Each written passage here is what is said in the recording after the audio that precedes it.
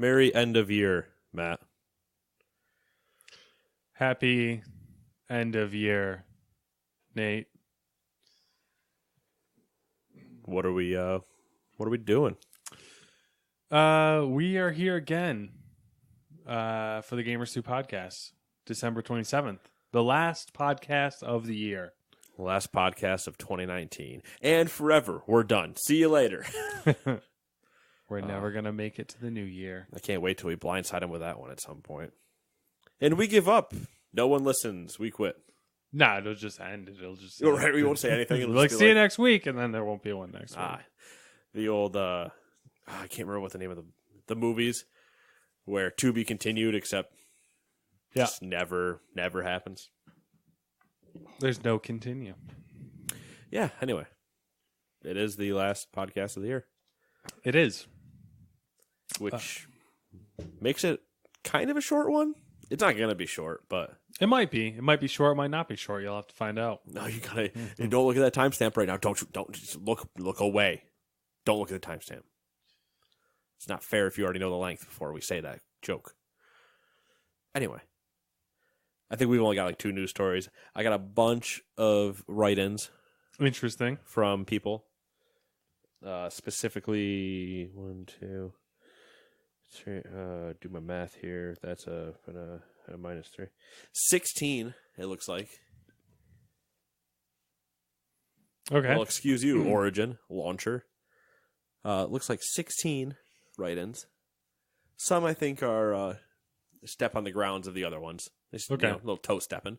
But we'll get to the 2 news articles and the 16 reader questions. And our game of the year will be in here and some other things. We'll try to keep it all into one episode because I don't think we need to have 2. Yeah, we don't have to. What's the word I'm looking for? Do that thing where, you talk too much. Tangent? I guess. Or verbal diarrhea? Yeah, like fluff. We don't need all the fluff in there. We can get right to the point. Yeah, but we're not going to, because speaking of the fluff, what have you been up to the last 7 days? Listen,Ll tell you what I haven't been doing. That's playing video games. All right, fair enough. No video game playing. Really? Did the Christmas thing. The Christmas bonanza. For the record, I did not pull this beer out of the fridge at the right time. We're reaching the room temperature point. It's not good. It's getting worse? No, it needs to stay cold. Okay. Anyway. Yes. Did the gift giving. Gift exchange. Yes. Got a lot of clothes. 1 for you, 2 for me. 1 for you, 2 for me. And then... or however you give gifts. I don't know. The significant other's father is home for a week or 2, 9 days. Time to build a new house. So, yeah, naturally, Samantha schemed. And I, was informed that there was a bathroom remodel taking place within 9 days. And so, yeah, came home from work, and there's no bathroom. The ceiling of the downstairs bathroom is destroyed. So now this is where we're at. So far, the ceiling of the downstairs bathroom, gone. The upstairs bathroom, gone. Nothing in it. Empty. Zilch. Nada. I have a working toilet, which is good. Useful. A sink. And a bathtub, a clawfoot tub. Which, on the surface, that sounds fine. I cannot take a bath in the morning to get ready for work. Right. It's not a feasible thing. Yeah, no. So tomorrow should be interesting. But that's where we're at. And the house is covered deodorant shower, man. Yeah. House is covered in boxes and... Just be like the kids and every now and then skip down to the fucking deodorant aisle and just spritzy spritz. Yeah. Well, I lost my bet. There was the first F-bomb of the episode. I lost it. Oh. Yawns, here they come. That ain't good. It's not good. No, so that's it. There's just the house a mess. Bathroom stuff's happening. Watching my normal animes, baseball, it's good stuff. And I think that's really it. I mean, watching The Witcher, watching The Mandalorian. Watching more of The Witcher than me.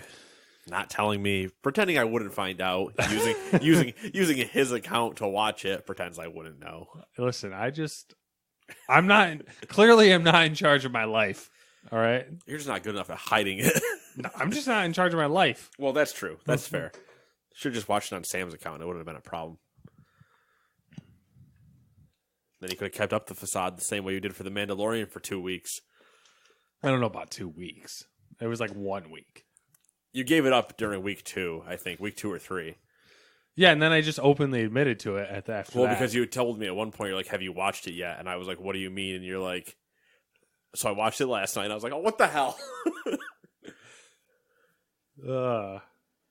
There's just nothing. Because it was one of the days we recorded on Saturday. That's what happened. Oh, okay. Yeah. We had recorded on Saturday, and you're like, so I've watched it already. And I was like, I purposely haven't watched it so we could watch it.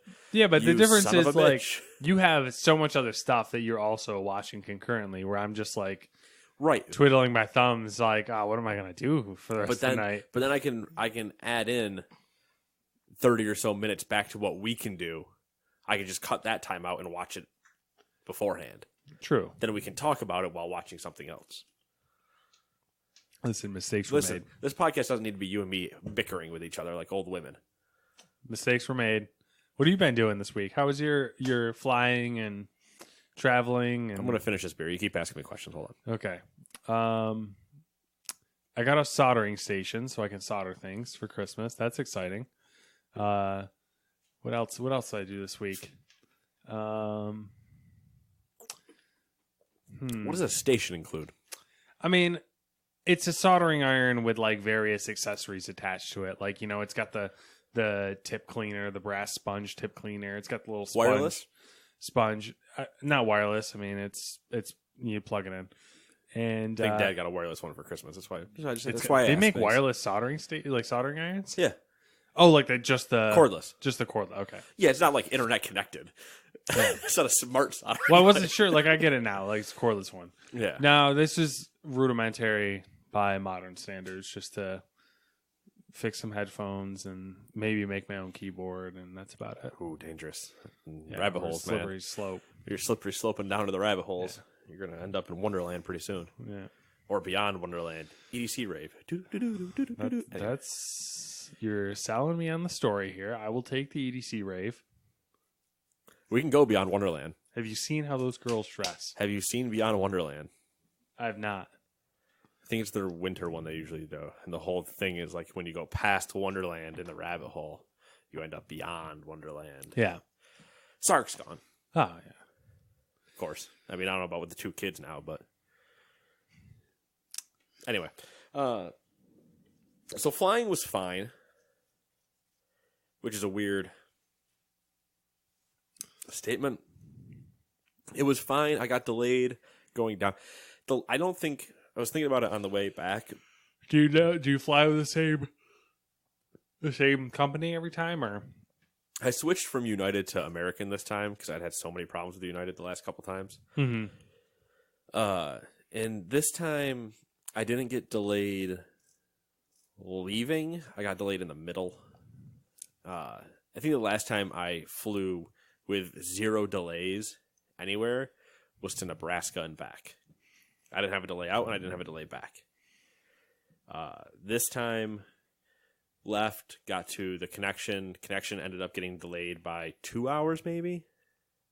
Just constant 30-minute bumps. They're like, we're going to push it 30 minutes. And we're going to push it 30 minutes more. And we're going to push it another 30 minutes. And I was like, oh, you bastards. That's really annoying because then like you can't do anything other than sit there and wait. Yeah, so I ended up getting food, which was a mistake because, as you know, probably, airport food. Yeah. Usually not quality. Mm-hmm. And I purposely didn't go to a restaurant because I didn't want to have time or anything. So I just went to grab like a pre-done sandwich. Pre-done sandwich plus soda, $15. About shot myself right then and there because it would have been worth dying for. And then I realized, no, the food wasn't worth dying for because it was barely decent. That's a ladybug. Yep. Should they be like hibernating or something? I don't know. Do they hibernate? I don't know. I'm not a ladybug scientist. I don't know. It's flexing its wings. Look at that. It's flexing on it. It's like, I'm going to focus. Yo, what are you doing back here, human? Kill me, I smell. I claim the wall territory. If you kill me, I smell. I smell real bad. Anyway, yeah, so that happened, which was annoying, but it wasn't the worst thing to happen to me the last 2 times I tried to go down. And then coming back, got to the airport. Everything was fine. Get on the plane. We're all good. We leave the gate. We're getting ready to go. And he goes, all right, so due to the flow of traffic, we're going to be here for about 20 minutes. We got to let some other people go and yada, yada. I was like, screw that. We go now. We go now. The guy has clearly not watched Airport Manager. Yeah, we're here. We're ready. Fuck them. If they're not ready, that's their problem. We go first. So that put what was my 40-minute window in my connection down to a 20-minute window in my connection. Luckily, I'm young and spry and I can move. And I'm not waiting on anybody else where I'm dragging Timmy by his ear. Like, we got to move, bud. Come on, let's go. And I just pick him up and run. But yeah, it wasn't bad. Got home in the crack of the morning. I think I was home officially like 1:30, 2 o'clock. So that's like bedtime for you. It's an early bedtime for you. It's early bedtime for me if I'm playing Football Manager on vacation, and I wasn't doing those things. So it was a good time though. I have a lot more to read now. Good. When it comes back up here. Good. Wait, what? A lot of my stuff I could not fit. Yeah, you ship in my one bag, so I just had it sent back. Some of it I refused to carry with me. I love Crunch Bells, but after I got stopped at the airport last year with them, I said, I'm not taking those in my bag. And bless my mother, love her, bought me one bag of Crunch Bells thinking, oh, you could unwrap all of them and put them in like a Ziploc. And I was like, why would you think that would be a good idea?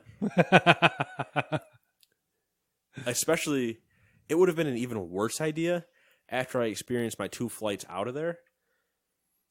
It was sweaty hotness on both those flights. I would have gotten home to a bag of rice chocolate soup. Terrible. Then you just throw it in the fridge and you got a giant block of... Yeah, why is that? That's not good either. Unless I make it a thin one and then I have like brittle. You know, I've gotten something there. I'll try that. Just do it at your house, man. I don't want to. That's a lot of work. I don't have a sheet that fits in my freezer, I don't think. Anyway, whole thing. So that was it was a fun time down there. Sis gave me some socks. Sporting one of them right now. Nice little hockey sock. Nice. I got books coming. I got Death Stranding downstairs, which I still don't understand what that game's about after an hour. I got Luigi's Mansion over on the Switch. Played that for a bit. I immediately got old Luigi Mansions vibes. I was just like, ooh, tingly. And watched the... I'm just going to go through everything. Watched the Great British Bake Off for this year. Good time. Mm-hmm. My grandmother hates that I binge it when I'm down there. Every time she's like, oh, this again? Meanwhile, me and my parents are just like, yeah, we're watching it. It's a fun time. Got some good food. Ate way more than I should have, probably in cheesecake. I probably ate half of a cheesecake, honestly, by myself. And there's nothing wrong with that. I feel like I'm forgetting things. Fun time giving out gifts. I don't know. There was something on the internet about you're older when you're more excited to give things, like to see reactions and stuff, than you are to receive things. And don't get me wrong, I love receiving things. I was speechless at some of the stuff that's downstairs, specifically one thing that's down there. I just didn't know what to say anymore because I was like, I don't know what to I don't know what to do. But at the same time, I get that knowing what might be in that package. If I had 2 similar shaped packages, that's a little iffy. But when I remember, I'm like, all right, I know what I'm doing. And if I take a risk on certain things, that's when I know I'm good. When I can play to the strengths of like, all right, I know this person. I bet they would like something like this. I'm going to guess. I'm going to figure it out. Boom, got it. And it was a success. I feel pretty good. Watched Witcher, watched whatever. I'm 2 episodes left in Man in the High Castle. Depending on if we play FM this weekend or if I hang out with other people, I'm going to try to get through a lot more. I'm going to try to finish Man in the High Castle. I'm going to try to watch 6 Underground.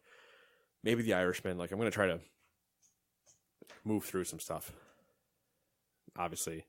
That's a lot of watching. Well, The Irishman's like 3 hours. It's a lot of watching, plus it's a lot of me still wanting to play other things and do other things. So, it's It's going to be a very well balanced test. How well can I keep things from teeter-tottering and weeble wobble and it falls down type of thing. I feel like I'm forgetting things, but I don't think I am. I mean, that's basically what it's been. It's been a vacation time. Now I'm back. I go back to work on Monday. Then I'm off on Wednesday. So New Year's. So yeah, it's been a time. Fantastic Indeed. I didn't update my portion of the doc in terms of what I've been doing, so I'm sure that's basically still right. Not really playing WoW, not the show. I dabble in the show. Pokemon Go. Logged back into Pokemon Go for a bit because airports jacked, juiced up with stops and drops and I bet goes and Pokemans. So of course I'm opening that and I'm playing it, whatever. But that's really been it. Just the typical yada yada yada. Oh, reading that baseball statistic book. Yeah, how's that going? I'm in the middle of chapter 2 or chapter 1.2. 1-2. I don't remember how they do it. 1-2. And so far, yeah, it's actually pretty good. I think I'm struggling to remember what some of the abbreviations are sometimes. But once I start seeing them more, they explain them again. I'm like, oh, okay. You should, because they do the good old, we're just like, here they are. Now we're going to build on them. So you're going to see them all again, and we'll explain them in deeper detail later. But here's what they are. Now we'll use them. Just get print out a card so you can refer back to it. So there's there's VORP, there's EQA, there's MVLRs, there's... It's too much. It's what it is. I'm in chapter 1.2, bud. Too much. Well, we got a lot to go. Too much. Wait till you read this one. Too much. I'm curious how it's going to read. Too many cooks. Too many cooks. I'm curious to know how it's going to read from somebody that doesn't For have... a retard. A baseball retard. That's not what I said. Who doesn't have the baseball knowledge I do. Not even knowing player names. Yeah. So when they're you'll know popular ones, if they bring up Barry Bonds or something. But when they're like, oh yeah, take a look at these top 25 players of the last year using these stats. And I'm looking through them and I'm like, holy shit, some of those guys are in the top 25 of that? And you're just going to be like, I have no idea who any of these people are, but sure, yeah, Yeah, that's exactly. And be like, all right, looks good. The problem is the book is written in 2006, maybe? Mm-hmm. So a lot of its references are from 2005 and before. Yeah. Which I always wonder. I know I could go to their site of the people that wrote it and stuff, and they have constantly running stats from every year or whatever.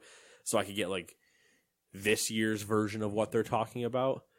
But sometimes I do wish that obviously the book was written every single year and was relevant every year. Yeah. All right, well, I understand it. Obviously, that's not how that works. But when you're seeing certain things, they're like, oh yeah, and this player, and I'm like, but what about now? What about a player now? Yeah. Where the stats still apply. It's just I would need to go look them up, and you'd have to do the work. I'd have to do a little bit of the work. I would just have to understand what the stats are at that point to know reference-wise what things are. But yeah, it's been a good time. Lots of stuff. There's a lot going. It's the time of the year with a lot of stuff before the spring, which becomes even more shit. Yeah. Spring will kill. We'll see. We will see. Tell you what, though, I'm really looking forward to that chocolate getting up here. I'm done with food, man. I'm over food. I'm pretty done with food, but I will house that bag of Crunch Bells in a day and hate my life. I pawned off half of that. I pawned off half of that gunny. Woo! So what's happening here is I did not drink a Red Bull like I normally do because I was thinking I could make it through without it. Ooh, bold statement. Because I don't want to be hyped when I get home. I just want to be able to drive home, crash, go to bed. In your bed, not. Yeah. And wake up, go to work. I pawned off half of the gummy bag to Samantha's dad because I only eat I literally eat 4 gummies if you had told every me somebody 2 or 3 days. If you had told me somebody I didn't I would have rescinded the bag. I'd been like, you give me back the other half. Throw up like a bird. You give me back the other half, or no more gummy for you. From now So- on, I snap Sam angry pictures of me with bags of gummies that she's not allowed to touch. So, well, originally I was going to give half to Amy, but she didn't take them. Like I didn't. Oh, that's fair. Yeah, you can give half to Amy. So I'll give you anything that you give half to Amy. So now I have half that gummy bag. I rescind my previous statement. And then just the food, the holidays. I'm just over the food. Like I just problem don't want with to food eat at the- anymore. The thing with food at the holidays, and we're not even talking about a game podcast anymore, but the thing with the food at the holidays is I walked out of work right before the holidays, having consumed, not personally myself, but like we as a work group of 7 or 8 people in my office, consumed 2 trays of cookies. Yeah. 2 delicious trays of cookies. Yeah. We were basically done with the first one, and then she brought the second one in, and we're like, we hate you for bringing that second one in. We're not going to complain about it. This but is the way. But you really shouldn't have brought the second one in. Yeah, exactly. And then I was like, okay, cool. So now I'm going to go down south. I'm going to eat gingerbread cookies. I'm going to eat coconut with the cherries and the Hershey Kisses, macaroons or whatever. Yeah. Those. I'm going to eat cheesecake. They had mince pie. I had shrimp, scallops, steak. I had a giant bacon cheeseburger one day. But because of that's not how I normally eat, there were just times where they're like, all right, yeah, so we're going to have dinner now. And I'm like, I'm not. I've had enough. Like, I could have eaten breakfast and been done. Yeah. Yeah. And not eating the rest of the day. My stomach is not what it once was in terms of, like, always wanting food. Yeah. I can always eat food, but it's just going to be a point where I'm like, all right, cool, and now it's time for a nap. I'm in pain. Yeah, well, I didn't get in pain, but there were definitely times where I was just like, all right, well, it's going to be a good time. Just, but yeah, so All right. here's your new releases. It was the holidays. There were none. That's not true. There were new releases, but I wasn't going to list every single game that came out on the Switch store. And that's really the only. I think there were a couple other like digital games, but I don't know. Send me baseball cards. There's your new releases. Because I got a new problem. Problem is probably the correct descriptor. Problem is the correct descriptor. Because you see that box? Now, before you jump to conclusions, that box has been around since the early 2000s. Okay.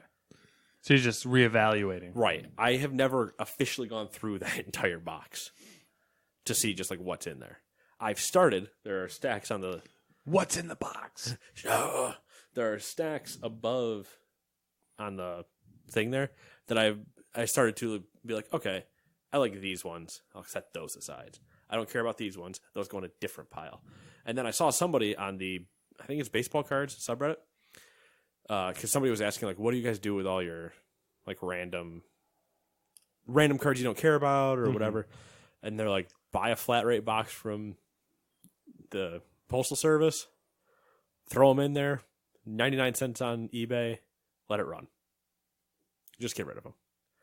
And I was like, all right, I'll either do that or I'll throw them in a Goodwill box somewhere and just be like, see ya, good luck. Mm-hmm. But because I have a feeling a lot of them are nothing that I don't even care about. But I'm going to go make sure that anything I would want to keep stays. Mm-hmm. So, but yeah, now that Phil Hughes and I have had interactions on Twitter, which doesn't really mean a ton to me, but it definitely endears me to him. That not just because he doesn't just, it's not like he just interacts with me. Ooh, I'm some special person. He interacts with everybody. Like he is a very got to get in on the ground floor before he blows up. Yeah, but he's a very good community type person. Like people are asking him, "Oh, hey, about that video," and he is like, "Oh yeah, this," or like he will. And you send something to him, he will answer you. Mm-hmm. It's not like you're not reaching out to Ninja and Ninja. See you later. Yeah. Not that he does that, but you know what I mean.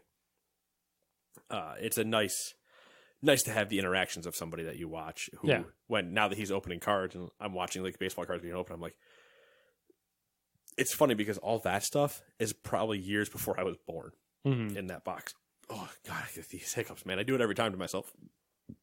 The box there is probably before I was born. Some of the players might still have been playing when I was growing up, But a lot of it now, when I'm watching Phil pull and he's doing stuff from like 2015 to 2019 or even going back into like 2010, and I'm like, I visually recognize all these people. Like some of them I saw them play a little bit, or I have like faint memories and I know the names and stuff. But like, no, I've actually now watched these people play. So now it means more, kind of, to take, when I would get cards in the early 2000s again, to take a 17-year gap and kind of do it again. It's a nice little, I don't know what the feeling is. It's not nostalgia. Well, there's context there. Right, yeah. It means more to me now. Before it was just like, ooh, cool, I collected. It's a card, yeah. Whatever. I got Jason Giambi. Okay, cool. But like, I only knew him the couple years he was on the Yankees or whatever. Now when I see like a Yankee card or whatever, I'm like, I know their entire career. Yeah. So it's different context, you know?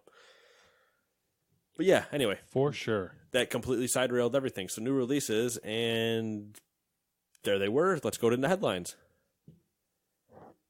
I'm going to take number one. All right, good luck.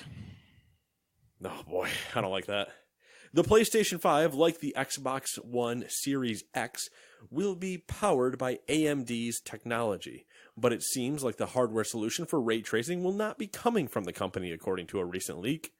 Komachi and Saka, a well-known leaker, recently posted some new findings for chips codenamed Sparkman, Arden, Oberon, and Ariel. The first two are rumored to be related to Xbox Series X, while the latter are rumored to be related to the PlayStation 5, as reported a while back. The new findings are very interesting, as Sparkman and Arden have ray tracing and variable rate shading mentioned, while Oberon and Ariel don't. If they are indeed related to the PlayStation 5 console, this means that Sony will not be using AMD technology for ray tracing and variable rate shading. Both the PlayStation 5 and Xbox Series X have yet to be revealed in full, but it is rumored that they are very close in power. In a recent report, it's revealed that Sony's next-gen console is ahead in terms of in performance, but the gap is expected to be closed before release. This is all rumors, but it just kind of is interesting filler for our conversation about ray tracing and AMD not having ray tracing on their chips yet. And what we've said, I'm pretty sure we've said it on here, and I've gone on record with people at work when we've discussed like what they're going to do or whatever. I'm like, I do not believe AMD will debut their version of ray tracing technology or their actual ray tracing technology on a console. I just don't believe they'll do it. So I can see this move where they're using somebody else. Yeah.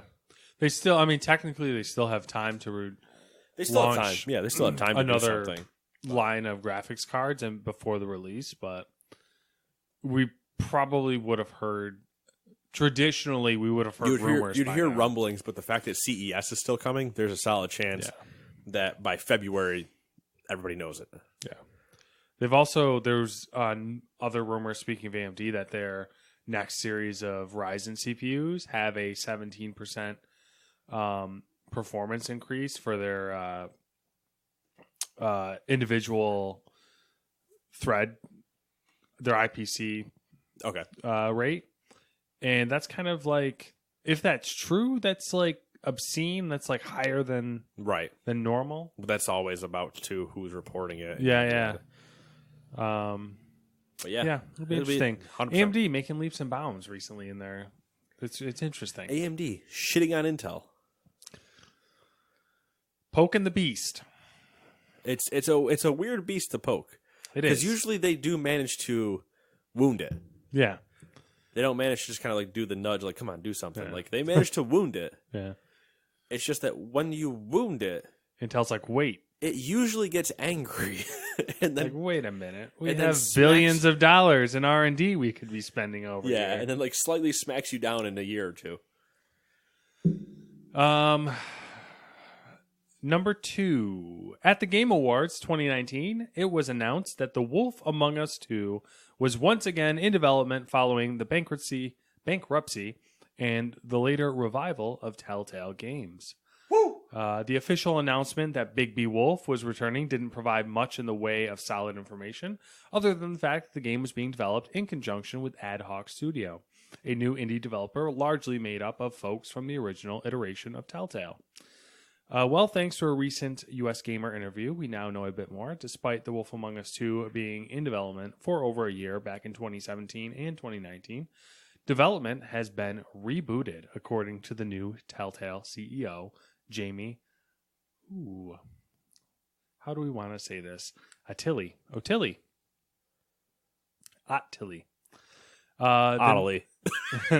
America. The next version of The Wolf Among Us 2 should be the best looking Telltale game to date, as it's going to be run on the Unreal Engine 4. Before closing its doors, the original Telltale planned to move from its increasingly decrepit in-house engine to Unity, but they decided to take an even bigger step up, jumping straight to Unreal Engine 4. Smart move. Might as well just do it. Rip the Band-Aid off. Brilliant move. Let's get that shit engine out of here. Move that truck. Move that. And the other thing I want to mention real quick is if you guys remember that PlayStation launched that accessory that you popped onto your DualShock 4 with the paddles on the back. And there was a patent. Everybody remembers that, right? There was a patent a couple hours ago. Patent. Oh, patent. I thought you meant like a pen for a second, and I was like, Sony released a writing utensil? Interesting. For a controller? More interesting. A couple hours ago, there was news that Sony patented a new controller design that resembles the DualShock 4, but with buttons built into the back that are programmable. So it's a good bet that I don't want to say it's a good bet. We might see those buttons added to the DualShock 5. Intriguing. Yeah, there it is. I'm more intrigued by what the console looks like. Same. Although it would be nice to have buttons on the back there. Little flappy paddles. Do some little flappy shifting. Oh, 100%. Except that I just wouldn't use it because when I do my driving, it's on. Okay. Speaking of, this is still related to games, so I can say it. Did you see the post on Battle Stations of the guy with the Mini Cooper setup? I don't think so. I saw a VR, like not a VR. It's a racing setup. I saw a racing setup, and I think they might be related to each other, but I saw a racing setup that was like from the perspective of the driver, and it was showing the... Yeah, you can see the wide screen. Yeah. He's got the steering wheel with all the buttons on it. He's got a shift. It looks like you're in a car. Yes, it's that one. Yeah. It's a Mini Cooper. And then people were like, the comments were like about the setup and stuff like that, but... He's basically got a Mini Coupe body that is the whole thing. Mm-hmm. Windshield replaced with the screens, full driving kit, shifter, steering wheel, full foot paddles. In the hood is his PC. So he just cracks it open and has the RGB PC in there. I was like, that is obnoxious as shit, and I love every second of it. If you got it. If you got it, but if you're also really into racing games. Yeah, for sure. Makes sense. 100% makes sense. For sure. I respect it. I definitely respect it. Checking the old... No, I just had a weird notification. The sky is falling. No.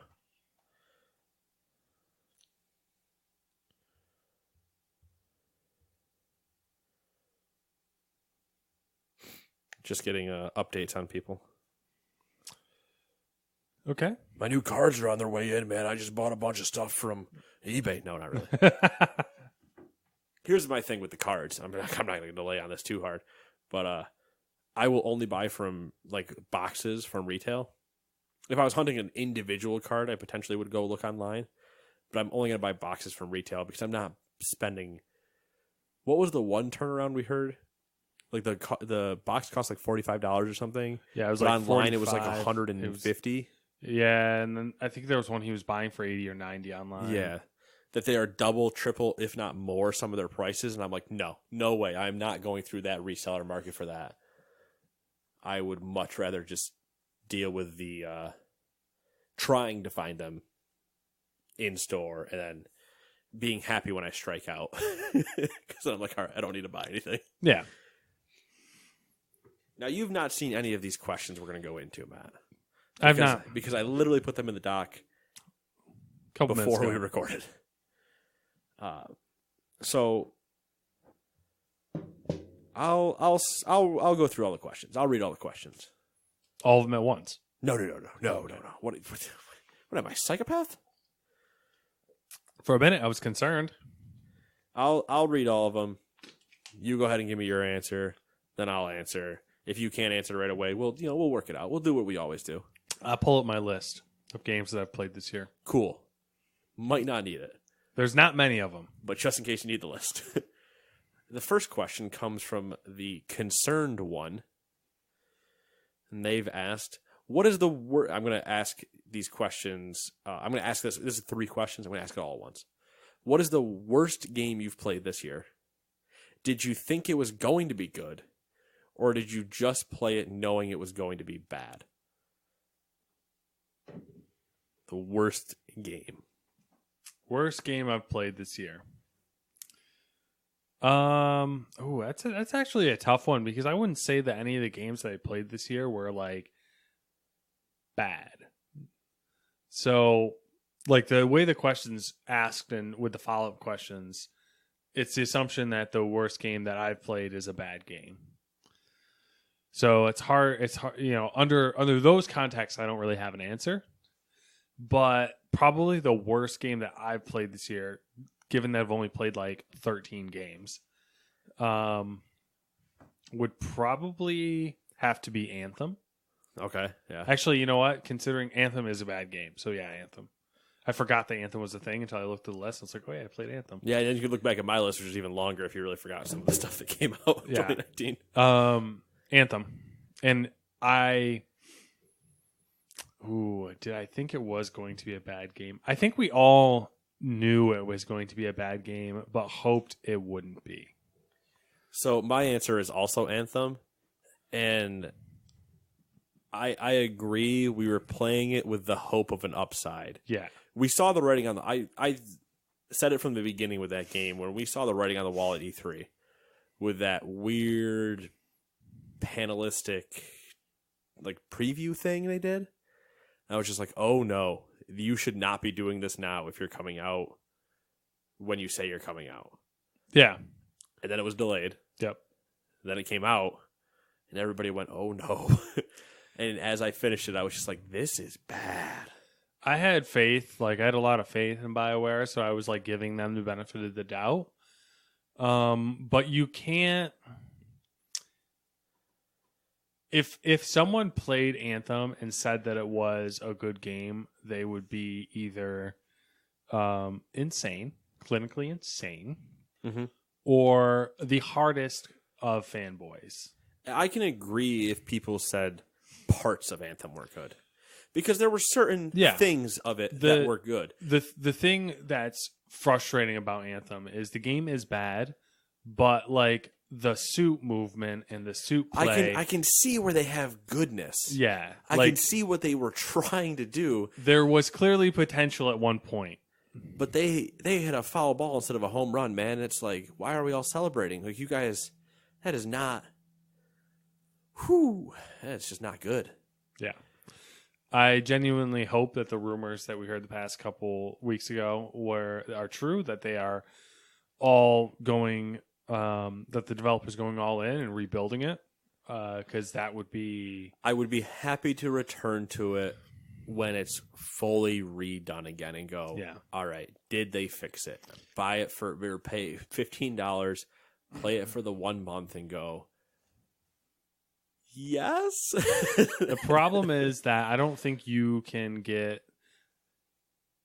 I think the No Man's Sky situation is... Lightning in a bottle. Yes, lightning in a bottle. But not like The Witcher lightning in a bottle. Yeah. Like, well, actually, that's pretty apt. It would have murdered a bunch of other people, and then one person happens to be able to do it. Yeah. I don't think it's something you can recreate easily. No, and especially because No Man's Sky. I mean, Hello Games went radio silent, and still took 3 years to get back to a point where people are like, "Hey, No Man's Sky is a pretty good game." Yeah. So I still don't know what you're supposed to do in the game, but I mean, hey, it was a game. Yeah, and it was a lot better than its release. And there is merit to that statement that you don't know what you're supposed to do in the game, because it is very much Minecraft, where like, but Minecraft, there's a quest, but once Right. you complete that quest, Yeah, what do you do? what do you do? And granted, there are other quest lines, but there's no end game. The end game is to explore and Right. base. And I struggle really hard in games where they go, "Do as you wish," and I'm like, what the? I'm not here to do as I wish. I'm here for you to tell me roughly what I should do, and then me go no, and then do something else. But I have a place to come back to. I have that problem too, and every once in a while, I can satisfy my need for direction by setting a goal for myself. Which in No Man's Sky, it was, I'm going to figure out how to use these portals so I can get to these ships and stuff that I want. Right. And then once I did that, I was like, I don't know what to care. do anymore. And then I was like, oh, I'll build an underwater base. And I was like, It's like, my heart's not into it. I really want to do it anymore. And that's what killed. Not that I would ever probably enjoy Elder Scrolls based on my experiences that I've discussed, but that's what killed Oblivion for me. You walk out of the like sewer jail cell stuff, and they're like, "Just do whatever you want, man." And I'm like, "What? do what? What? What do I? I don't know what I'm supposed to do here. I'm just standing out in a field with a sword." And I'm like, "Okay, I'm gonna go fight that thing." Oh, I died. What am I doing? There was anyway. So yeah, it was a kick in the teeth. Anyway, Anthem, bad game. Number 4, the second question. I forget. I copy pasted these really weird. This one comes from the Ritz Cracker marketing team. Their question is, favorite cracker or crackers from 2019? What inspired the initial purchase of that cracker? And do we have a box in our houses currently? I'm pretty sure I know Matt's answer. Yeah, I'm not a cracker connoisseur, so I've only tried like a couple different crackers. My favorite is hands down the honey wheat Ritz cracker of the year. All the other ones were basically knockoffs of like the regular cracker. And I do still have a roll or two of it in my house. Although Samantha has, she's not a fan of them, so she went and bought regular Ritz crackers. Heathen. Yeah, she's uncultured. You got to let her. Uncultured swine. She's a work in progress. All right. I'm pretty sure that's what she called you during your vows. No one's born perfect. Okay, fair enough. That's a good save. Yeah. So I mean, and I didn't. I wasn't. My initial purchase was. I wouldn't say. There was no. The inspiration was the cracker was forced upon me. I like that you say forced. Nothing I have ever done on this show, Matt, is it's forced. It's all forced. You're completely correct. Anytime we did a bonus episode, it was all forced. There's freaking lasers pointing at me. Yeah. I'm sitting here with the Derringer just like, you will do this podcast. But yeah, it definitely is the honey wheat Ritz for me as well. Because in terms of cracker specific, we're not talking cookies at that point. That's a different discussion. But if we're talking crackers, honey wheat Ritz. Now, I need to tell you something funny about the honey wheat Ritz, though, Matt. The South doesn't believe in them. Why? Like, what do you mean? They don't have them? I walked into a Harris Teeter. I don't know what the fuck that is. Similar to a Price Chopper. Current day Price Chopper, not old school Price Chopper of like the rundown bad Price Chopper. Current day Price Chopper.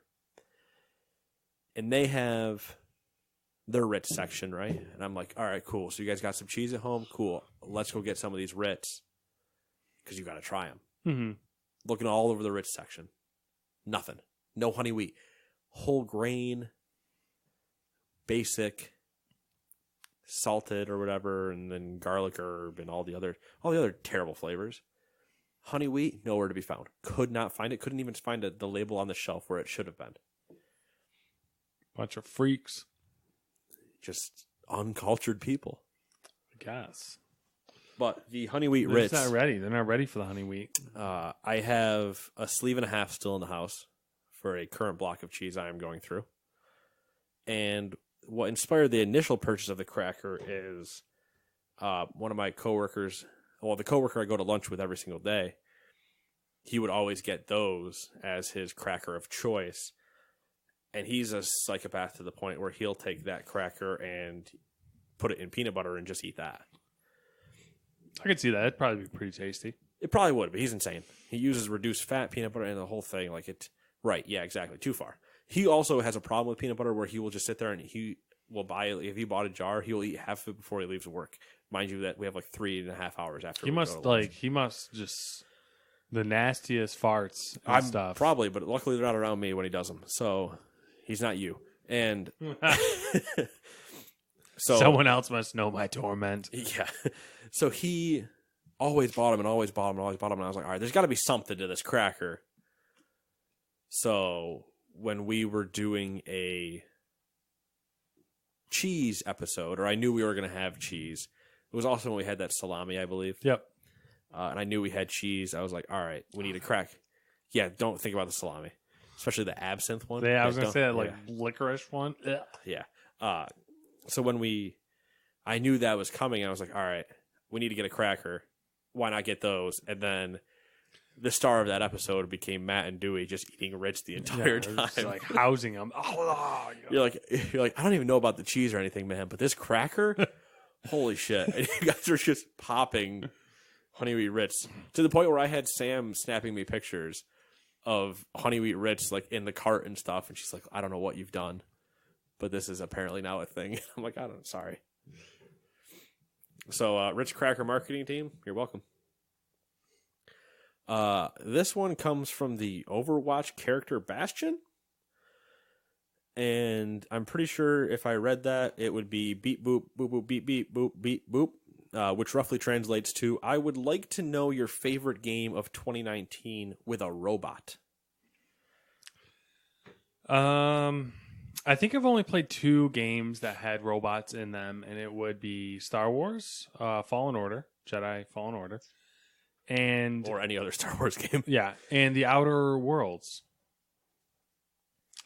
And I would have to say, based on robotness, The Outer Worlds is significantly better. Now, I've played Star Wars. Yeah. Not played The Outer Worlds yet. On my list of things to, depending on where I end up with those two, that might be my PC game I default to. Yeah. Do the $1 on Game Pass and move through. But I also have Borderlands. Yeah, that's get my boy Claptrap in there. Mm-hmm. And I like Claptrap more than I like Beatty. Now, Beatty's good. Beatty's a good, fun thing. But the game as a whole is what I'm comparing it to, and I liked Borderlands more than I liked Fallen Order. I would say that The Outer Worlds is a better game than Star Wars Jedi Fallen Order. I haven't even played one of them, and I'd probably agree. And their robots are way more, ingrained in that game than, which I don't want to say ingrained, but there's more of them in the world, and they have a purpose, and all that good stuff. Yeah, and don't get me wrong, I appreciate one of your companions in The Outer Worlds is called SAM, which is an abbreviation surface-to-air missiles. No, I can't remember what the abbreviation is for, but it's a robot that used to be a cleaning robot, but is converted into a combat robot. And, it's got humor and about cleaning humans and stuff like that, and good times. I'm about it. I'll have to play.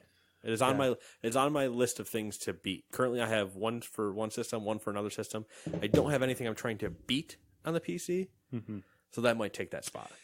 I've found a new I have a more of an appreciation of The Outer Worlds now because some people at work have played it, and talking about it with them, it's one of those games where it's fun because they have gone and done things. The Fallout problem that we have. Yeah, like their storyline is totally different than mine, and their solutions for things and how they're playing. Like the one guy who at work who's playing that game is just like not interested in hearing dialogue, so he plays his character like that. Like, oh, he's like, I don't give a fuck. And like, if he doesn't feel like doing a quest, he'll just kill the person. And like, the game lets you do that, so it's kind of interesting how it plays out to that as well. So yeah, I'll be intrigued to see what I do with it then, to have that true. Give in to your urges. It's what I liked about. God, I wish we could go back and play the Old Republic from the beginning, man. Yeah, we can. We technically can. We just make new characters and do it. Yeah, but that's what I loved about doing that, especially going through as a Sith the first time. Mm-hmm. And not realizing, because I was choosing just how I wanted to play, and I didn't realize there were benefits to just going fully evil or fully good. Yeah. And there were still times, even as we were playing, when you get into those individual cutscenes, and like the evil answer is like really weird, and I'm like, I wouldn't do that. Like, I'm just going to choose the good answer, even though I don't want to. But it was fun to give in sometimes. And you're just like, I really don't like this guy, and then you're just shooting force lightning out of your hands, killing people. You're like, I bet that quest continues if I let him live. But nah, I'm just nah. But yeah, it was definitely, for me, Borderlands, like Claptrap's always annoying, but I appreciate his annoyingness. And the opening sequence with him had me actually giggle, which says a lot. Mm-hmm. I didn't giggle at Beatty. No, Beatty's just a plot tool. Yeah. You're just a tool. Next question comes from Liam. I assume from One Direction, but I'm not positive.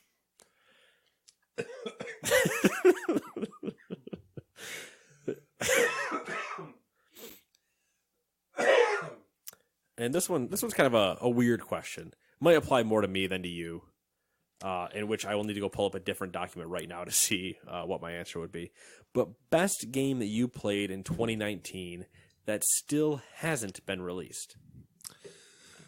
I think the only one that qualifies of the games I played is probably Black Mesa, because I don't think it's technically had a release. Maybe you know the document I'm going for, so hold on, I gotta go find it real quick. Maybe Star Wars Galaxy, since I just started playing that. I mean, it's been released, but then not released. So, yeah, I think that's it. I think it's got to be, Black Mesa for me. I'm grabbing my PAX list because this is the only way. This is the only thing of things I really haven't played this year. I mean, Shenmue would have been the joke, right? But then you would have had to have played Shenmue. Yeah, I know, right? Then I would have had to touch Shenmue. Ooh, I think I got two answers. We'll see how it goes. Later daters. All right, I got two answers. Answer number one goes to Totally Reliable Delivery Service. It was a fun time. Evil and I played for a couple hours one night during one of their beta phases. Fun, human fall flat style attempt to deliver things going places. I watched that. It was pretty good. My personal one, though, was Chernobylite. Because it's not out yet. Mm-hmm. Early access and stuff. That game looked really interesting. But it looks really interesting. I definitely see where they needed polish because things were like clipping places and there were a lot of weird stuff going on. But it was definitely Chernobyl. Like the way they 3D scanned everything and you're walking back through these buildings and everything like that was insane. I mean, just walking up, you were watching for like the first 10 minutes or so, but just walking up on the plant and seeing the thing over it and everything, you're just like, yeah, holy shit, this looks real. Yeah, it looks good too for being like an indie game. Like it looks nice. Yeah. At some point, I should be getting my backer box, so we'll be able to go through that together. That's exciting. Yeah, it'll be a fun time. All right, so this one comes from totally not the executive team at EA. Nope, no way, not us. They totally don't ask. Best in-game purchase you made in 2019. Coincidentally, what is also the worst in-game purchase you made? I don't think I've made any. I think I've made mobile ones from having Google Wallet money or whatever from doing surveys and stuff. Mm-hmm. Best in-game purchase. I don't really know that I know. Because I don't think I've really... It's probably just like a little mobile thing, but it wasn't anything that could have been good or bad. Yeah. I didn't really make... We're not good people to ask that. Yeah, because we don't... We aren't... Because of we how don't much we make... hate microtransactions, Yeah. we usually don't dip into that pool. Yeah. I've dipped into it before if there's been... Like when I was really playing... I don't even think I did it during Fortnite, but when I was really playing Fortnite or certain other games that had like a skin mechanic, if the skin was cheap enough and I could justify everything, I was like, I'm really playing this game. Like when I binged Fortnite for that month and a half or whatever, when I was really playing that, and if a skin had come out that I really liked, I would have bought it. But I'm not really doing anything like that now. And I wouldn't buy stubs or the in-game currency in MLB The Show. I don't buy those because it's a sham. I don't buy currency in any of the other sports games I play because those are shams. I don't really buy in-game DLC or like in-game microtransactions. Not even DLC, in-game microtransactions. So, I mean, I don't really have an answer there, unfortunately, EA. Sorry. My answer is in-game purchases are trash. Stop it. Oh, this comes from a long-time listener. I'm sorry. I don't know how you're a long-time listener. We've only been doing this for almost 3 years. God, that's a scary thought, isn't it? It's a scary thought, and it's always a more scary thought when I have to defend that I take you every Friday for 3 years. Where they're like, "Oh, people want to do things." I'm like, "We've been doing this for it's years." Weird. It's weird to explain to people sometimes too, when they're like, "Oh, Friday night." I'm like, "I gotta think I do it every Friday," and they're like, "What?" Well, also because and it's like that's a podcast, and they're like, "What do you mean?" I'm like, but also because it's you, like same way. Like, oh yeah, I got something I do every Friday night. They're like, "What? You don't do anything?" Yeah, that's exactly. It's like a weird situation where like I know you don't actually do anything ever, and it's like, yeah, but I do this thing. I do things Friday. sometimes, minimally. I minimally do things. Anyway, this comes from a longtime listener. The best Gamers 2 podcast from this year, regular podcast from this year, and what made it the favorite? Can you think of one? Because can't. I have amnesia the moment I press stop. Yeah. I mean, generally, I feel like our podcasts when we have Dewey on are generally better because he keeps us in line. He keeps us in line, but he also, like, there's more witty banter that happens. And there's also the moment that Dewey and I allow ourselves to have where him and I can say things and completely keep you out of the loop. So you're just watching two people talk and have no idea what's happening. I mean, maybe that might be a part of it. It might be because it's more enjoyable for me as well. Like, to just watch, you know? It's fun for me. It is probably one of the ones that he was on because it is enjoyable for me to have him complain that mom and dad need to stop fighting. Yeah, true. Because it's an entertaining time. Not that I dislike. Obviously, I don't dislike any of the ones that we've done, but those ones do stand out more as a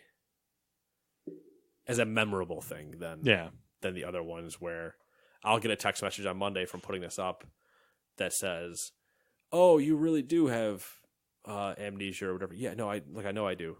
People will message me like a line that I said, but we will not have been talking that they were listening to the podcast or anything else like that. So it's just a line with no context. And then they'll say that and they'll say, ha ha ha. And I'm like, what did I say? Is that something I said? I completely don't understand what you're talking about. And they're like, oh, well, there was this moment and this moment when you said these things. I'm like, oh, okay. I think I know what you're talking about, but I'd have to go back and listen to the podcast again. Same problem. I don't remember anything. Yeah. Next question comes from Karen. Those damn Karens. You don't want to be a Karen. Do you want to see my manager? Karen, take me to your manager. The question is the most noticeable product placement in a game this year. What was the product and how obvious was it? And I know my answer because I saw it this morning. Or sorry, saw it this afternoon. I don't have an answer for games that I've played, personally. Death Stranding. Immediately, Monster Energy can on the table, blatant silhouette shot of it. Yeah, the one that was on Gamers, the game same Girlfriend thing. reviews. I think it's cut together and stuff. But there is almost a It's like- a 1 second pure silhouette shot of just the table with Monster Energy cans, and they're like, boom, Monster Energy, and then they kind of continue to go on with the story. If I had to pick one, it'd have to be one of the racing games. But like they're kind of Mm-hmm. like they have to have product placement. Do I get to pick FM 2020 for its anti-racism boards? Like, I mean, that's up there.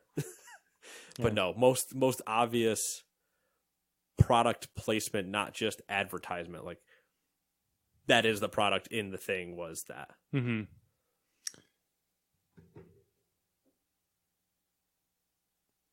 This one comes from... I do have a good product placement thing though. So you know how Okay. we were watching, like Samantha and I are watching The Rookie, the Nathan Fillion show where he's a Oh, cop. yeah. Every time you say that, I immediately go to Dennis Quaid throwing fastballs. Yeah. Good movie. It's all right. Well, it's a good feel good movie. It's a feel-good movie, Simple. Anyways, there's an episode where, like, I mean, if we're doing movies, then whatever the new Disney Plus show that's coming out with oh yeah, that's a good one. after episode 9. Where he's driving a truck and like they linger on the truck like uncomfortably too much in certain spots. Where it's like, this is clearly a Chevy. Yeah, and he's like remodeling his house and like the truck is like, you know, Constantly just like off shot of... and it's like perfectly clean, perfectly waxed, you know, Yeah. and it's like, okay, like Yeah, there's definitely some of that. This next one comes from Rob Nelson. The best game you added to your game library in 2019 that has replayability.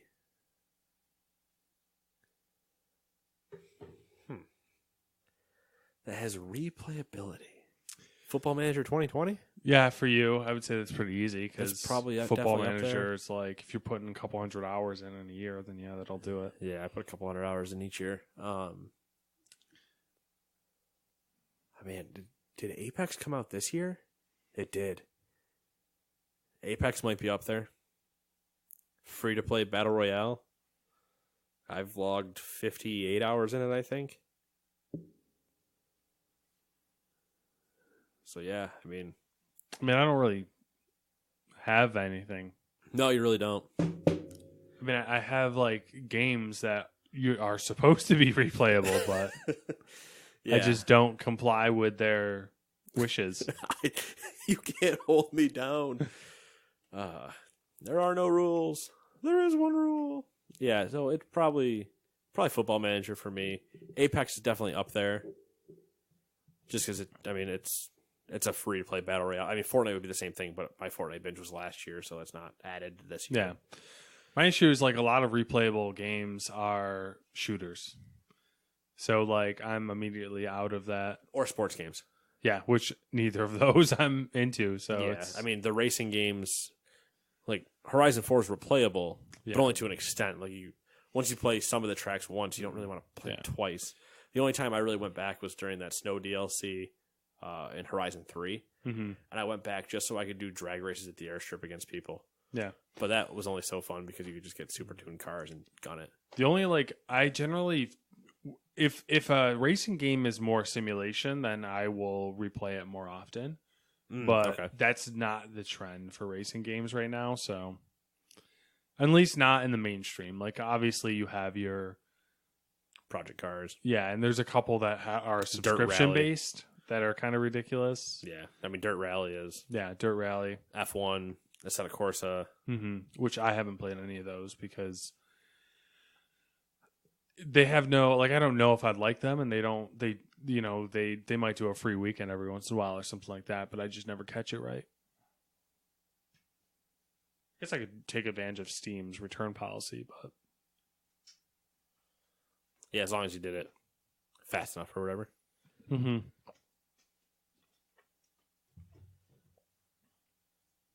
Max is hanging out. doing cat stuff. He's a kitty cat.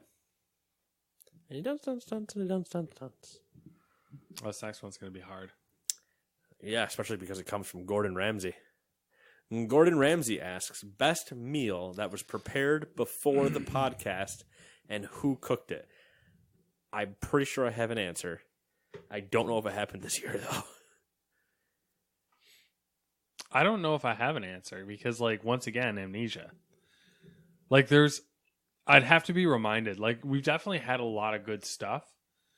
But I always forget it. And then, like, someone will remind me of it, or, you know, something will be said and I'll remember it. And I'll be like, oh, fuck, that was wicked good.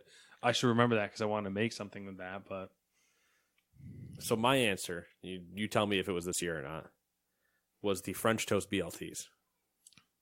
I don't know. I mean, it had to have been this year, right?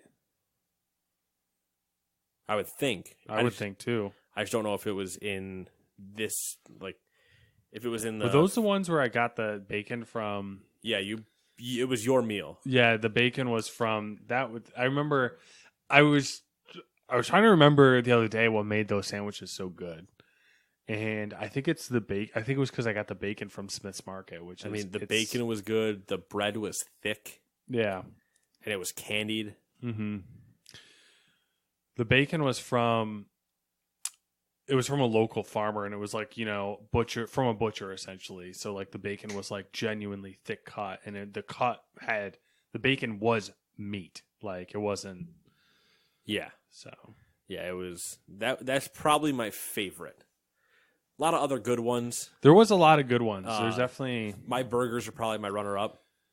Yep, burgers are really good. The Killian's Southwest-style burger, whatever the hell I named that damn thing, that ended up being half-pound burgers, I'm pretty sure. There was some good crock-pot stuff. The fuck was it? Oh, my God, I can't remember what it was, but there was one or two of the crock-pot things that we were just like... Mississippi pot roast has been done a few times. Yeah, there was a Cajun a southern version of it with I did the jalapenos instead of pepperoncinis. I think that was what it was because it had jalapenos in it, but it wasn't like overwhelmingly spicy. It had jalapenos. Then I also did that light dusting of cayenne and the same thing. But for some reason, yeah, it was a nice warmth, but it wasn't spicy. Yeah. There were those ones. There was the like lasagna one. There's been other chicken dishes. There's been grilling burgers, hot dogs. Chicken apple sausage was one of them that you were a fan of. Yep, that one was really good. What we could do to remember this stuff is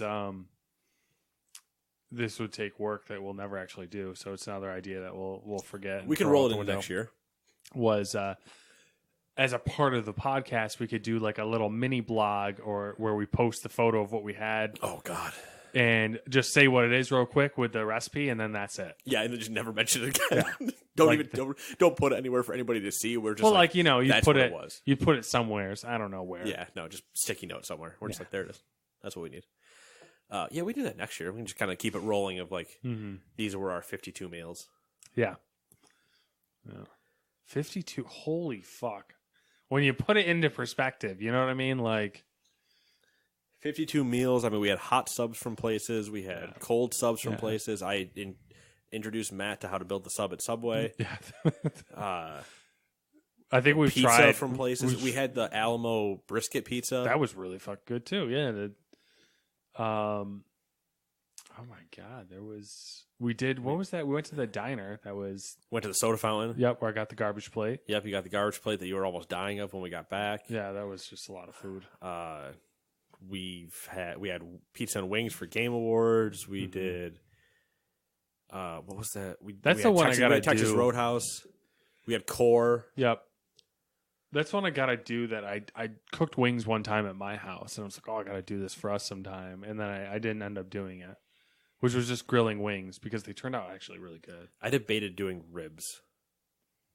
I feel ribs kind of scare me because I feel like it's a lot of work, but I don't think it's that much work. I think I'm just afraid of ruining them because ribs are so good. Yeah. And then you fucking ruin them, and it's like, oh. Well, my problem with ribs is they're so good, but they're also sometimes where there's just not enough meat. Yeah. I'm like, cool. This was really delicious. That rack's gone. I need another rack. I didn't have another rack. Yeah. Shit. But yeah, definitely up there. I definitely think though that that French toast BLT thing, man. Whew. Oh, I introduced you to snack wraps. The snack wraps. So the deal with the snack wraps is I wouldn't say that they're like, they're not going to blow anyone away. No, they're not. They're no way going to blow anybody away. But put it this way: they should not blow anybody away. Yeah, they're so like they're basically things you like frozen chicken tenders or whatever, and they throw together. It's a meal you can throw together in like 5 minutes, and you get your veggies in there, you get the wrap, you get the chicken, and we've incorporated it like it's a thing now. Yeah, like that's. It's in. We generally have the ingredients around for like those nights where we don't want to do anything. And we're like, fuck it, snack wraps. Like, and it's the best because all you need technically, right, is you get the smaller style shells, soft shells. You get your type of frozen meat. That can be. You can get grilled chicken. You want to do it that way. You can get fried chicken. You can get fried flavored chicken. So you get, fried buffalo, fried barbecue, whatever you want to do. Fuck, you could do chicken patties if you wanted to. You could if you really wanted to. It'd be stretching it because you want to cut them in half and then do it that way. But you could do frozen burgers the same way and then cut those in half and make like Angus wraps. Get yourself a little bit of lettuce. Get yourself some shredded cheese. Oven, assemble. Done. You want to do just plain chicken? You want to make a ranch one? Drizzle some ranch on top. Boom. Look at that. Ranch snack wrap. I saved you some time. Ridiculously simple, ridiculously easy, ridiculously good. And cheap. Mm-hmm. We had the chicken sheet thing. I don't remember that one. We had not diced, but halved chicken nuggets, cheese, the tomato thing. that was pretty good. The steak fries were this year too, right? Yes. Yep, steak fries were this year. Steak Those fries were good. With the, they were messy, sauce. but they were good. Definitely messy. And I had steak fries for a week after that. Yeah. Because there were so many. Yeah. Food. So many things. So little time. So much space on my body. The next question comes from Irma Gamer. Irma Gamer wants to know, what are your thoughts on in-game purchases and when does it tip the scales to pay to win versus just to have fun?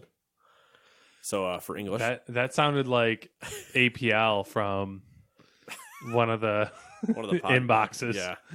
For English, what are your thoughts on in-game purchases, and when does it tip the scales to pay to win versus just to have fun? I think we addressed our thoughts on in-game purchases already. Yeah, I'll add a couple of thoughts in there. I can think of one time I've done an in-game purchase, and it was from World of Warships. It was a free-to-play game, and I bought one of their ships. Oh man, you guys remember how long it's been since Matt has talked about World of Warships and watching? I guess the game's like fucked up now. And watching Baron von whatever his name was, Baron von Games. He doesn't even do anything like remotely close to that stuff now. So yeah, that's the one time I did it. I thought it was definitely worth it considering it was a free to play game and it wasn't like a broken mechanic, so I didn't mind. And there's another thing that I've been thinking about recently, considering. And I don't think they have a system in place for it, but Star Wars Galaxy's Legends would be a great place for, I feel like, them to offer like some sort of XP boost for money, because you don't pay for the game. These people are basically doing this for donations or whatever. Like that's how they're getting paid to maintain all this. And like I want to play the game, but I honestly don't have the time to put into like leveling, so right. I would be willing to be, hey, I will pay for an XP boost or something. Yeah, like get that. me to the end game. Yeah, my favorite part of most games. Get me to the end game. I don't care about the journey, except that WoW Classic. I needed the journey. It's healthy balance between. But I think we can agree, if you're paying for the game, like especially if it's a full price game, I shouldn't be having to pay microtransactions if they are some sort of mechanic. Right. Cosmetics, don't give a fuck. They become pay to win when it actually changes gameplay. If it just changes how I look, I don't give a shit. The only time that's become an issue is when certain things change how you look and also at the same time increase your hitbox. But by that definition, that increased or that changed gameplay, so that changed the thing. But listen, if somebody just wants to run around with a unicorn head on and half of a horse's body, do what they want. As long as it doesn't change the gameplay, I don't care. I'm playing a video game. I'm not here about realism. Doesn't bother me that much. But yeah, it tips the scales when it changes gameplay. The Shadow of War and Battlefront 2 are your two of your most recent worst offenders. Next one comes from Via 57 West, or VIA 57 West, not sure. They asked which Gamers 2 bonus episode was the best one of 2019.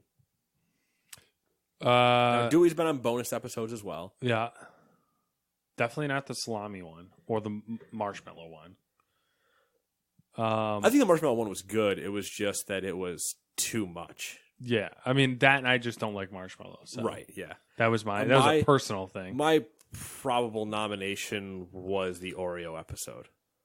Oreos was good. Was Ice Creams this year? Ice Creams was this year. Ice Creams was good. I forgot. Ice Creams was good.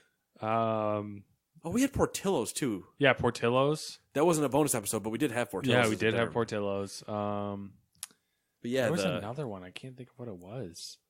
The one with all the fucking like Asian stuff. Oh yes, our yeah, the Asian one. I know what you mean. Yeah, some of it was Korean. Yeah, and I don't know. There was like all was though. It was like Japanese, Korean, that type of stuff. Yeah, that was a good one. Pretty good. That got your lemon cookies. Yep. Which resulted in the lemon meringue candies. Yep. Which did you have those? I have not tried them yet. They're still sitting on my counter. They are lemon meringue. Okay, I'll do that. Every time I remember they're there, it's just not the right time. I had 2 of them, and then I said, I'm not eating all of these right now, and I sealed the bag just so I could have 2 more the next day because they were delicious. Oh, nice.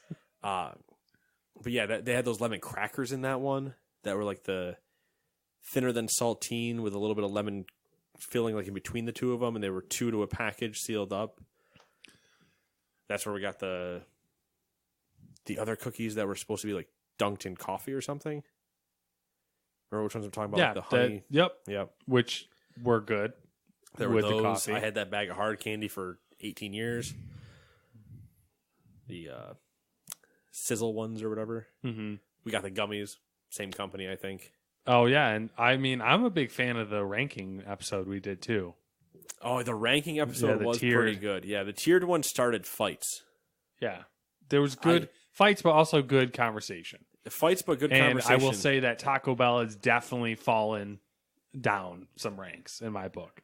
I appreciate that. I just wish Cracklin' Oat Bran raised in your book. I also do like that we ignored everybody and went 2 S tiers, Crispix and Cracklin' Oat Bran. Deal with it. Everybody that we've had. I've had Sam snap me pictures of Cracklin' Oat Bran. I've had Courtney snap me them. I've had you heathen me. Todd's gotten in on the argument. Everybody's gotten in on the joke of us being old men. Yeah. It started... I don't care. I love my Crispix, all right? You all can fuck off. And I love my Cracklin' Oat Bran. I need that fiber. So it's... my top 4 are probably the 4 we just mentioned. Mm-hmm. The ranking episode, the Oreo episode, the ice cream episode, and the Asian episode. Yeah. I'd agree. In that rough, somewhere, those are the top 4. What order, choose it yourself, but those were the top 4. The Oreo one was fun for me because you didn't know it was coming. Yeah. I tend to, as long as I can for our bonus episodes, keep Matt not in the loop. Because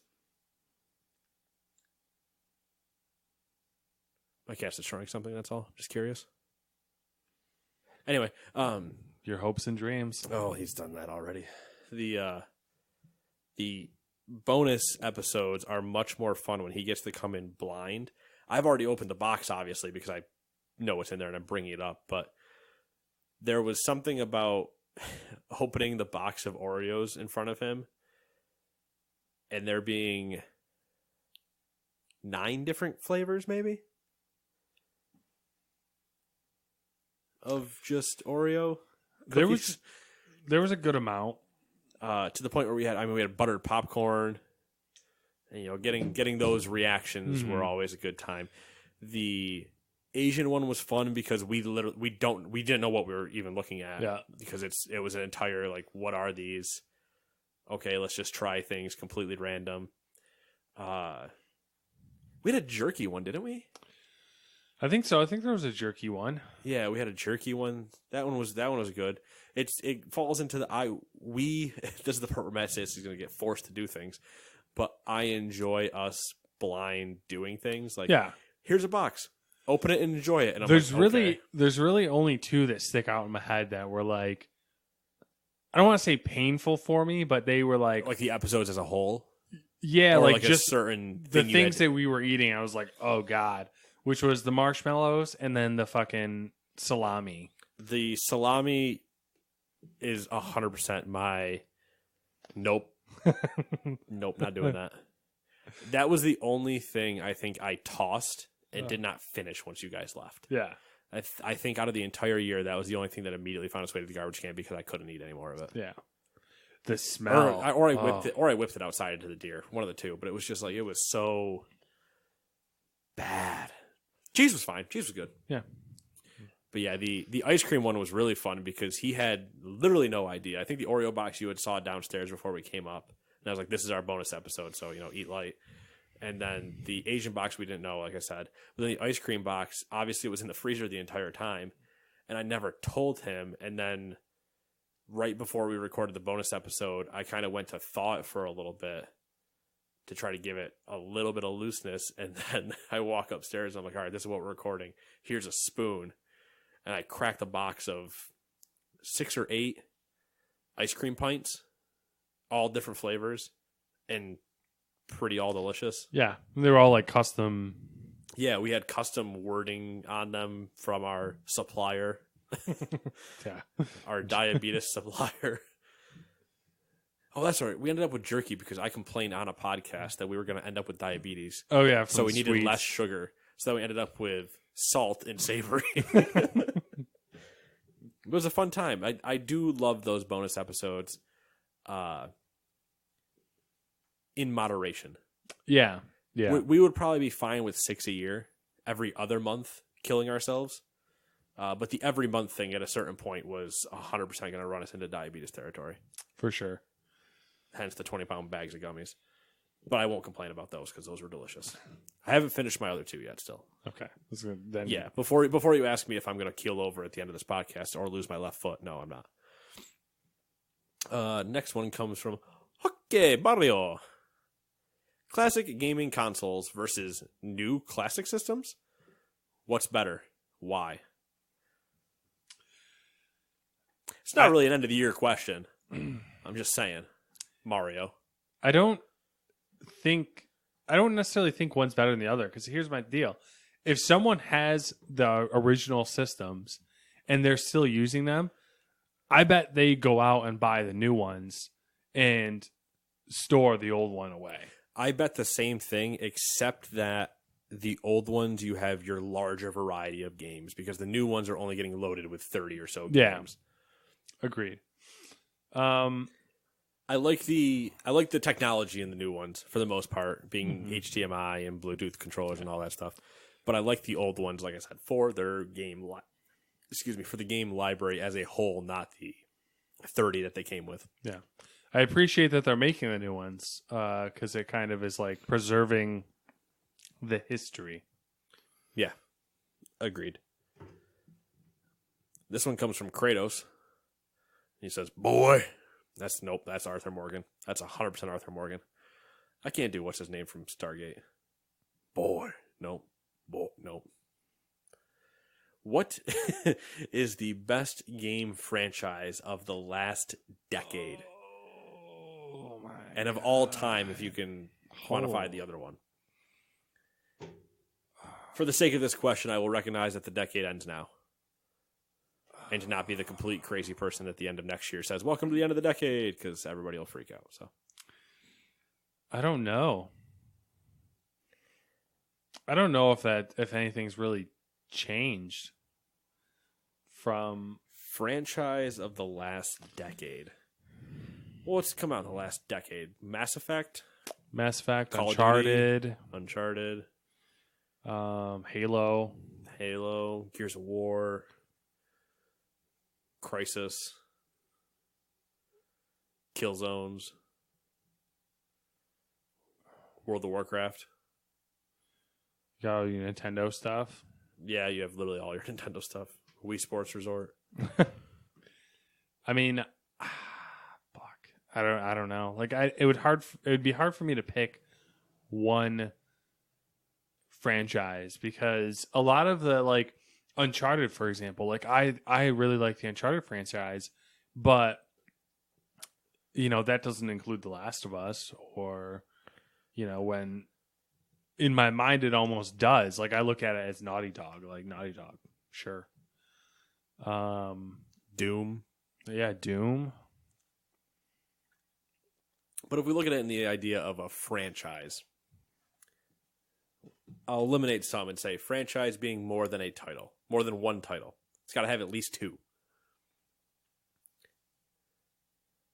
So it's not just best game of the decade. All right, best franchise of the last decade. Meaning 2 games in a franchise.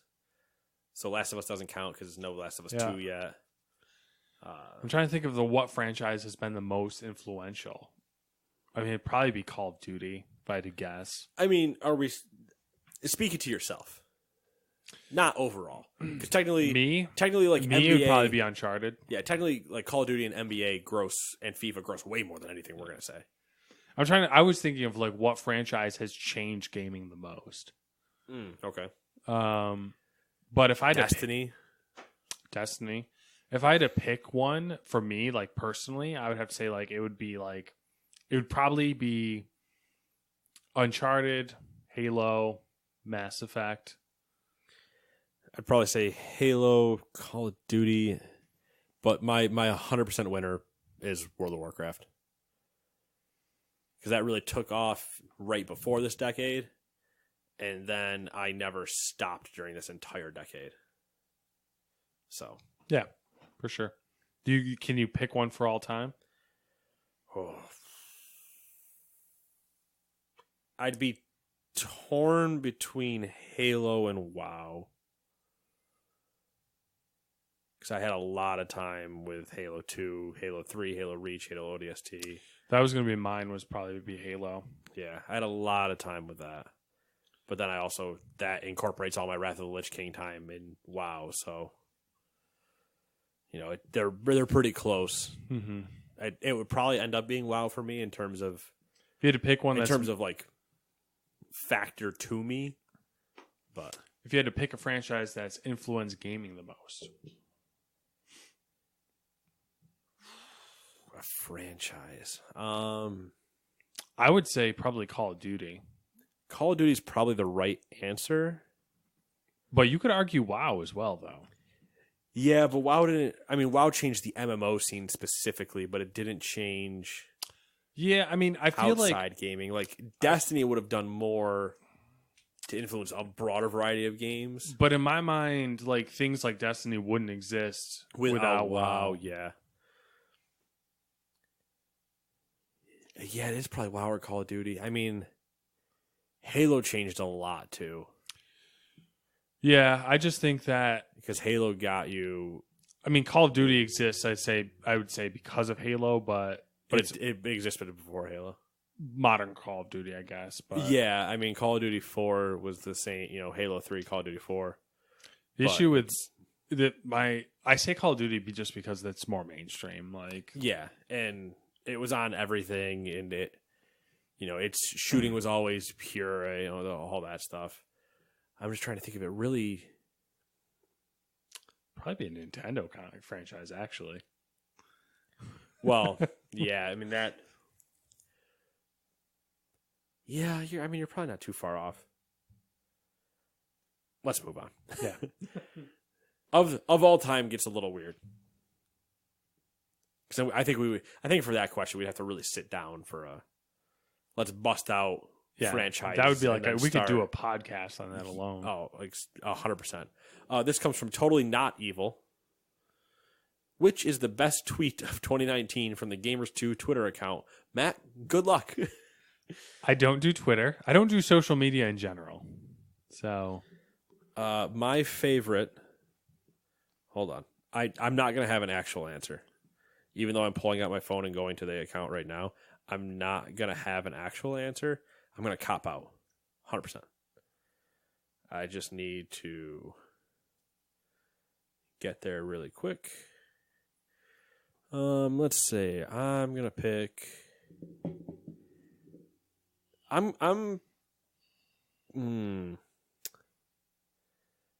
a fan of when our Twitter account does quotes from us. Just, that's my favorite one. Because I think she technically paraphrases them. I don't know that they're direct. Okay. Sometimes maybe they are. But I like we said, we have amnesia, so I don't remember exactly saying them or hearing you say them to me. I bought the RAM. I tested the RAM. It did not pass the test, and I had to return it. One of the quotes. Nice. I have a new. Speaking of which, I have a new set of RAM that's still waiting to be tested. Oh yeah, my favorite quotes. You know, the YouTube channel is called Phil's Polls. Phil Hughes is what I wanted to do as a kid. I want to go play for the Yankees, and then I want to hang around opening baseball cards and Pokemon cards. I looked at your Pokemon cards today too when I came in to buy stuff. They did not have the packs that I knew there was certain value in. But apparently those packs are super hard to find anyway. Can I go way farther back? November 16. Nope. I'm going to keep going. Hold on. I'm going to find one. I'm going to find a good one. Ooh, here we go. This is from October 27th. I called them. If you were charged, you got the tickets, said the service rep from site selling the tickets. I don't believe you, said Matt. I am putting myself on record saying, I do not believe them. Matt. Where did she find a picture of the Uncharted 4 pen? She found it. That's impressive. Whatever the 4 horsemen of Google are. And I like where this is going. It's a decent Twitter account to follow, and it keeps you up to date with everything we do. Somehow. And I don't need the notifications for Gamers2 turned on, so I'm going to switch back over to my personal account, so that way I don't learn that Matt just followed the Gamers2 account. Shows you how much I'm on Twitter. I ditched Facebook and went there, so yeah, it's much better. I have the accounts, I just don't ever go to them. They're just like dormant. That's probably even better. This one comes from Promotion in Motion Incorporated. What was the best gummy of 2019? Whatever that first one. I believe we agree it's the Gummy Factory's gummies. Yeah. I believe that was the name of them. Yeah, I think it was. They had sour ones. They had the original. It sounds ones. Right. They were in a white bag. Yeah. Yep. Oh, you have a bag at your house. Or no, you ate the bag here. I ate them. I was like, what? I have a bag at my house? Where? How did they survive? I was like, what? This one comes from Edward Snorlax. How much loot can a looter get if a looter pops a bunch of loot? Sorry, I screwed that up. How much loot can a loot getter get? How much loot can a loot getter loot if a loot getter pops a bunch of loot? And how should that loot be distributed evenly among the party? To answer, it's a lot, and it just gets all given to me. There you go. So many games. Now, best individual video game of the decade, and then we'll wrap on our game of the year. Of the decade? What are we? 2010 to 2019. Oh, I don't know. I can't. I don't even know what came out. When? Oh, Jesus. Best game of the decade. I mean, that, it's a lot of things. Somebody just sent me a Kelly Kapowski gif. We're both looking for games that came out this year or this past decade. Minecraft was just Oh yeah. I mean, guess that would make sense. Minecraft was out. Does it make sense? Wasn't it out before this decade? This list sucks. Whatever list I'm looking at sucks. What did you look up? I just looked up games like of the decade. Oh, all right. Fair enough. I'm going to find a real quick list. And then we got to move on because I want to get to our game of the year talk. Oh, fuck. I didn't even realize that was a thing. Well, it's not going to be a whole talk. I'm pretty sure we're going to be able to figure it out pretty quick. All right, Polygon, don't fail me. Number 10, Fortnite. Number 9, Witcher 3. I gave up. 8, Dark Souls. 7, PT. Oh, boy, you're really reaching. 6, League of Legends. 5, Pokemon Go.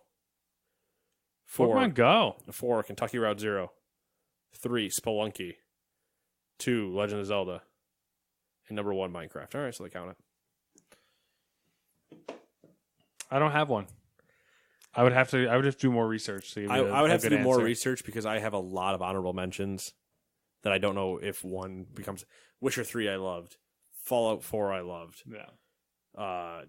Minecraft. It'd be one of those where we'd have to choose like which one. We'd have to start tiering games. Yeah.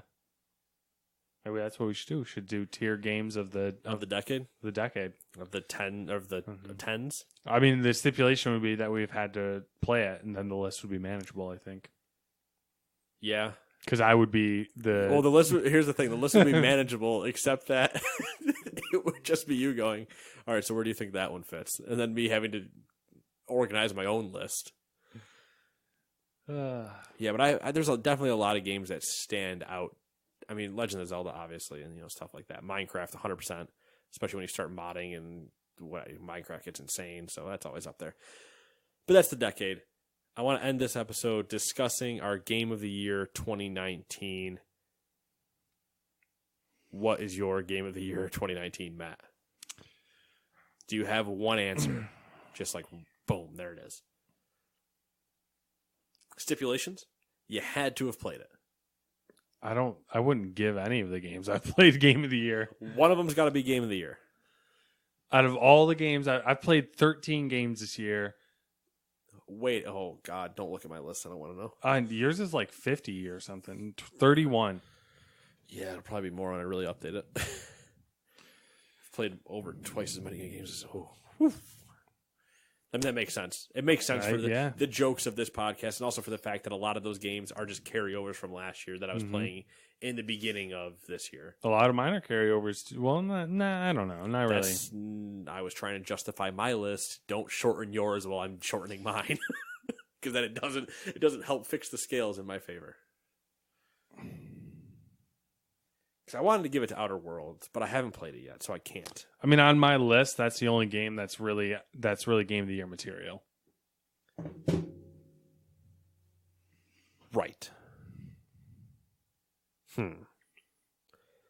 Star Wars comes up for me, not having playing.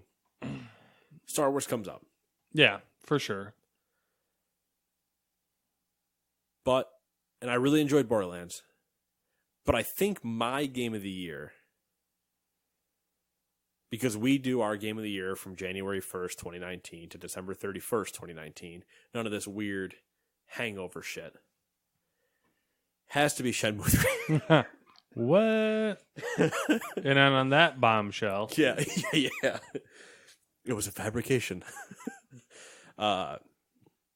Is probably Pokemon Sword.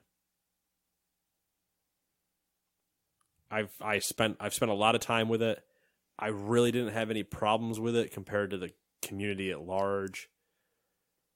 I never got frustrated at it like I did Star Wars.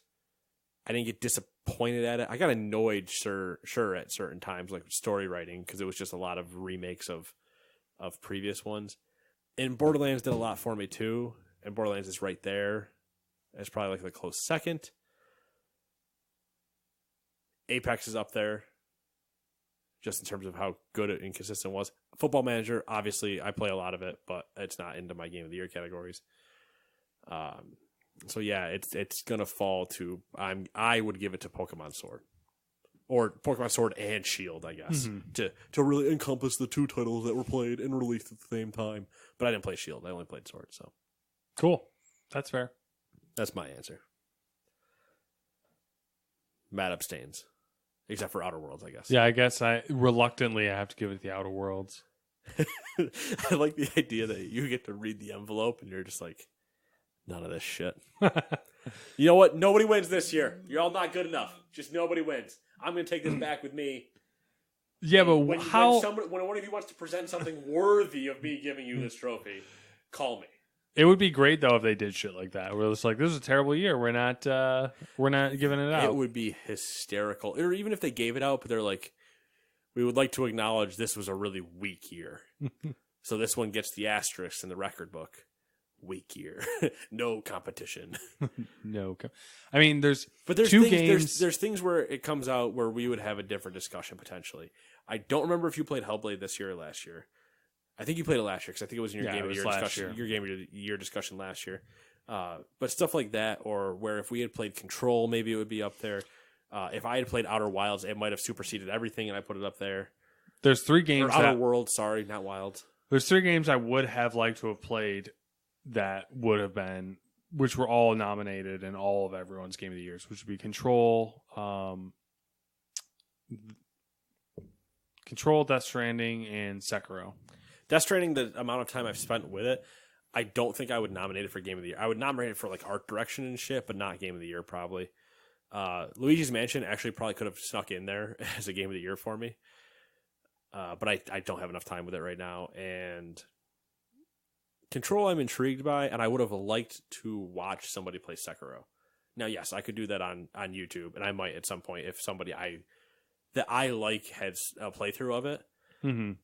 But that's one where I enjoy watching good people at those games. It also frustrates me to no end to watch good people play those games because they're just like, oh yeah, you just dash here, and then you're like sidestep, dash, sidestep, stab, and it's dead. And I'm like, no, that's not that easy. I refuse to believe it's that easy, and then obviously it is. So, but yeah, Pokemon Sword and Outer Worlds. Mm-hmm. For sure. Those are your 2019 Gamers 2 Games of the Years. And a bunch of other questions we got to answer this week. It was a fun time. Yeah. It's a good end of the year. Remember when we said this was going to be a short episode? Take a guess. 2 hours. Roughly an hour 40 at the moment. Nice. All right, I'm going to go home and go to bed. Yeah, I'm going to end this podcast and play some more games. So, see you guys next time.